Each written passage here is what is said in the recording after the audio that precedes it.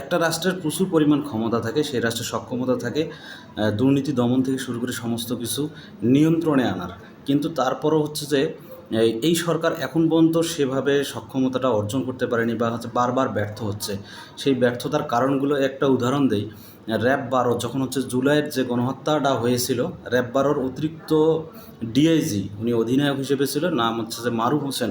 তো ওনার নেতৃত্বে অনেক অনেক ধরনের হচ্ছে যে গুম খুন হয়েছিল, এবং উনি মাত্র ২ থেকে ৩ দিনের মধ্যে হচ্ছে যে মিছিলে যে ছেলেগুলো নেতৃত্ব দিয়েছিল, মিছিলে শুধু নেতৃত্ব না, যারা যারা মিছিলে উপস্থিত ছিল, মাত্র ২ দিনে তাদের সমস্ত ডাটা সংগ্রহ করে তার নাম, ঠিকানা, তার বাবার নাম, সে তার বাড়ি কোথায়, সমস্ত কিছু এন্ট্রি করা হয়েছিল মাত্র ২ দিনে।